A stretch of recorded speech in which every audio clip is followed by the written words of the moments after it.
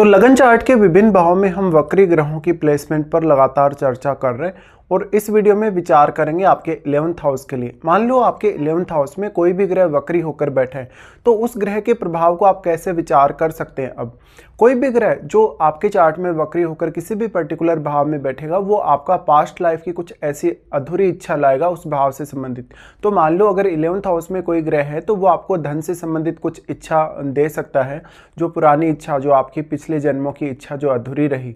साथ साथ में यहाँ कुछ आपका प्रारब्ध का रिलेशन होगा जरूर 11th हाउस से। ऐसे में जो वक्री ग्रह है वो ये भी दिखाता है कि कहीं ना कहीं अब आपको उस पर्टिकुलर हाउस से रिलेटेड कार्यों को ज़्यादा सीरियसली लेना चाहिए या ज़्यादा आपको वहाँ एफर्ट करना पड़ेगा धन या संपत्ति पाने या नेम फेम पाने के लिए। इस प्रकार से यहाँ जो वक्री ग्रह होगा अब वो स्वभाव से किस प्रकार का ग्रह है, क्या वो एक बहुत ही एग्रेसिव प्लैनेट है, क्या वो एक बहुत ही शांत स्वभाव का ग्रह है या शुभ ग्रह है। देखिए शुभ ग्रह अगर होगा 11th हाउस में या किसी भी भाव में तो उसके प्रभाव में कमी आएगी वक्री होने पे, तब वहाँ आपको ज़्यादा एफर्ट्स करने होंगे या तो फिर आपको देखना होगा कि कोई ग्रह वहाँ सपोर्टिव का रोल निभा रहा है या नहीं निभा रहा। कोई ग्रह अपनी दृष्टि से या उसके साथ युति करके अपना जो रोल है कहीं ना कहीं सपोर्टिव के तौर पे निभा रहा हो। ऐसे केस में जो साथ बैठा ग्रह है या जो प्रभाव डाल रहा ग्रह है 11th हाउस पर, वो आपके 11th हाउस में बैठे हुए वक्री ग्रह का मित्र होना ही चाहिए। लेकिन मान लो कोई भी अशुभ ग्रह यहाँ बैठेगा, अशुभ ग्रह बैठेगा तो अप्रत्याशित परिणाम होंगे, लेकिन वहाँ भी आपकी अपेक्षाओं को लेके आपको ज़्यादा अलर्ट होने की आवश्यकता होगी। और जो फास्ट मूविंग प्लैनेट है या जो एग्रेसिव प्लैनेट है वो वास्तव में आपको काफ़ी ज़्यादा सीरियस बना सकता है आपके 11th हाउस से रिलेटेड रिजल्ट्स के लिए आपको। ऐसे केस में अब आपके नेटवर्क पे असर पड़ सकता है। आप कोई भी प्रकार का बिजनेस कर सकते हैं तो बिजनेस में आपको उतार चढ़ाव दिख सकते हैं आपका, क्योंकि मार्केटिंग नहीं हो पाएगा आपसे लोगों की जो कनेक्टिविटी है उसमें आपका व्यवहार काफ़ी ज़्यादा ही मैटर करेगा। तो व्यक्ति की इच्छा पूर्ति में बाधाएं हो सकती हैं। अब व्यक्ति को इच्छा पूर्ति पाने के लिए ज़्यादा से ज़्यादा खुद प्रयास करने पड़ सकते हैं। साथ में यहाँ कोई भी प्लैनेट भले ही बैठा हो लेकिन आपको 11th लॉर्ड पर फिर भी फोकस करना होगा। मान लो अगर आपका 11th लॉर्ड आपके चार्ट में काफ़ी अच्छे से प्लेस्ड है तो आपका जो 11th हाउस में बैठा हुआ वक्री ग्रह है हो सकता है उसका प्रभाव फिर उतना ज़्यादा ना पड़े, या जो प्रभाव पड़ रहा है वो आप अपने एफर्ट की मदद से, अपने खुद की मेहनत की मदद से आप उसको कुछ हद तक चेंज कर सकते हैं या अपने फेवर में कर सकते हैं।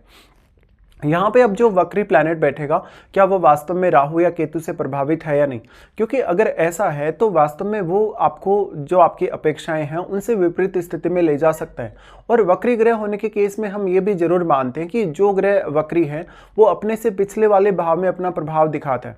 ऐसे में कोई भी वक्री ग्रह भले ही आपके यहाँ बैठा होगा 11th हाउस में तो वो आपके 10th हाउस की तरफ अपना प्रभाव दिखाएगा, 10th हाउस की तरफ वो अपना प्रभाव दिखाएगा तो वहाँ आपको कैरियर पर भी मेजर फोकस करने की आवश्यकता होगी। फिर आपको 10th हाउस के मामलों में भी लाइफ में काफ़ी उतार चढ़ाव दिखेंगे या अपने कैरियर को लेकर आपको फिर काफ़ी ज़्यादा सीरियस होना पड़ेगा।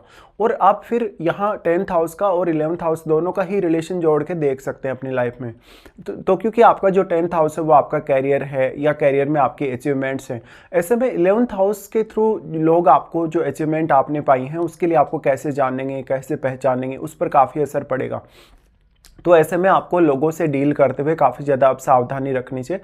साथ साथ में आप कोई भी प्रकार का पार्टनरशिप का बिजनेस कर रहे हैं या इंडिविजुअली भी अगर ऐसा कोई बिजनेस कर रहे हैं तो आप अपने बिजनेस के प्रति जितने ज़्यादा सीरियस होंगे, जितने ज़्यादा केयरफुली डिसीजन लेंगे, आप उतना ही अच्छा भी कर सकते हैं यहाँ पे। तो वक्री जो ग्रह है आपके 11th हाउस में वो मेजर इंपैक्ट लाएगा और अगर उसकी महादशा या उसकी अंतरदशा हो तो आपकी आर्थिक रूप से जो स्थिति है आपकी जो इनकम जो आप प्राप्त कर रहे हैं किसी भी तरीके से, चाहे बिजनेस के थ्रू चाहे आप अपने जॉब के थ्रू, उसमें काफ़ी ज़्यादा बदलाव आप देखेंगे। ऐसे में आपको बार बार ये फोकस करना रहेगा कि आप जो रणनीति बना रहे हैं अपने 11th हाउस से जुड़े हुए कार्यों के लिए वो आप कितना अच्छे से बना पा रहे हैं या अपनी रणनीति जो आप बना रहे हैं उसको कितना ज़्यादा आप समय दे पा रहे हैं। ऐसे में आपका लोगों के साथ किसी भी प्रकार का बिहेवियर है, लोगों के साथ आपका किसी भी प्रकार से जुड़ाव है, उनको आपको ज़्यादा से ज़्यादा समय देना होगा। अब वास्तव में जो यहाँ प्लैनेट बैठा है वक्री होके वो अपना प्रभाव आपके पंचम भाव पर डालेगा तो वो पंचम भाव के रिजल्ट्स पर भी इसी प्रकार से प्रभाव डाल सकता है। लेकिन वैसे हम जो दृष्टि संबंध है उसका प्रभाव उतना ज़्यादा स्ट्रॉन्ग नहीं मानते, लेकिन जो प्लेसमेंट है उसका प्रभाव ही आपको सबसे ज़्यादा देखने को मिलेगा स्ट्रांगली। ऐसे केस में 11th हाउस में जो बैठा हुआ प्लैनेट है वो 11th हाउस के रिजल्ट्स को ही किसी भी अन्य भाव की तुलना में ज़्यादा प्रभावित कर पाएगा। लेकिन अब आपके 11th हाउस में बैठा हुआ ग्रह आपके चार्ट में अन्य कौन कौन से भावों का स्वामी है, उन भावों को देखिए, उन भावों से रिलेटेड रिजल्ट्स को आप कैसे प्रभावित होते हुए देख सकते हैं, या उन भावों में जो बैठे हुए प्लैनेट्स हैं आपके चार्ट में वो किस प्रकार के प्लैनेट हैं, क्या वो आपके 11th लॉर्ड के साथ मित्रवत हैं या 11th हाउस में बैठे हुए प्लैनेट के साथ मित्रवत हैं या नहीं। तो इस तरीके से आपको यहाँ जज करना होगा। अब वास्तव में जो आपका 11th लॉर्ड है उसकी प्लेसमेंट कैसी है। मान लो अगर आपका 11th लॉर्ड आपके लगन में बैठा हो, 11th लॉर्ड आपके पंचम भाव में बैठा हो, या 11th लॉर्ड आपके 3rd हाउस में बैठा हो, तो इस हिसाब से आपको फोकस करना होगा। वास्तव में क्या 11th लॉर्ड का संबंध 11th हाउस से बन रहा है। मान लो अगर आपके 11th हाउस में कोई वक्री ग्रह बैठा जरूर है, लेकिन आपका जो 11th लॉर्ड है उसकी दृष्टि आपके 11th हाउस पे हो, तो ऐसे केस में जरूर आपका 11th लॉर्ड ही आपकी यहाँ मदद कर सकता है काफ़ी ज़्यादा। तो आपके जो रिलेशंस हैं 11th हाउस से रिलेटेड, जितने भी लोग आपके साथ जुड़े हैं आपके सोशल सर्कल में या आपके नेटवर्क सर्कल में, उनकी जो छवि है, उनका जो बिहेवियर है आपके साथ, उनका जो कहीं ना कहीं आपके साथ किसी भी प्रकार से आपकी लाइफ में रोल है, उस पर काफ़ी गहरा इससे असर पड़ेगा। इसके साथ साथ हम ये भी मानते हैं कि जो भी वक्री ग्रह हैं वो काफ़ी एक्सट्रीमली परिणाम दिखाता है, काफ़ी एक्सट्रीम रिजल्ट दिखाता है। तो ऐसे केस में जो भी आपकी लाइफ में चेंजेज आएंगे, जो भी परिवर्तन आएंगे, वो चेंजेज आपकी लाइफ को काफ़ी ज़्यादा बदल भी सकते हैं। वो आपकी इवन इच्छाओं को भी पूर्ण तौर पर बदलने की क्षमता रखते हैं। अब यहाँ ग्रह विशेष पर ही आपको सबसे ज़्यादा ध्यान देना रहेगा। तो ग्रह विशेष किस प्रकार का शुभ ग्रह होगा, तो वो आपके नेम फेम को बढ़ाने के लिए आपसे स्वयं से एफर्ट मांगेगा, आपकी खुद की मेहनत मांगेगा या आपके प्रयास मांगेगा। या अगर काफ़ी फायरी ग्रह है, काफ़ी अगर एग्रेसिव प्लैनेट है, तो वो आपकी इच्छाओं को उतना ही ज़्यादा और भी बढ़ा सकता है जितनी वो ऑलरेडी आपके यहाँ बढ़ा रहा है बैठ के। ऐसे केस में 11th लॉर्ड की भूमिका यहाँ काफ़ी ज़्यादा इंपॉर्टेंट हो जाती है। अब जो आपका 11th हाउस में जो वक्री होकर ग्रह बैठा है वो आपके चार्ट में कौन कौन से भावों को अपनी दृष्टि से प्रभावित कर पा रहा है, उन भावों को देखिए। और क्योंकि हर ग्रह यहाँ पंचम भाव को तो प्रभावित करेगा ही, ऐसे में पंचम भाव में बैठा हुआ प्लैनेट भी आपके लिए उतना ही ज़्यादा इंपॉर्टेंट होगा, क्योंकि पंचम भाव में बैठे हुए प्लैनेट की दृष्टि आपके 11th हाउस पे होगी। इस केस में अब आपको ओवरऑल अपने चार्ट पर पुनर्विचार करना आवश्यक है। जो कोई भी वक्री ग्रह अगर है तो वो ये दिखाता है कि कहीं ना कहीं पास्ट लाइफ का आपका कुछ कनेक्शन, कुछ आपके पेंडिंग कर्मा या आपके कुछ प्रारब्ध ऐसा रहा है 11th हाउस से रिलेटेड, जिसको पाने के लिए, जिसको अचीव करने के लिए या जिसको चाहने के लिए आप इस लाइफ में आए हैं। तो वो अब आपका कितना ज़्यादा फोकस या तो बढ़ा सकता है 11th हाउस के लिए, ये कितना ज़्यादा आपको डिटेच भी कर सकता है।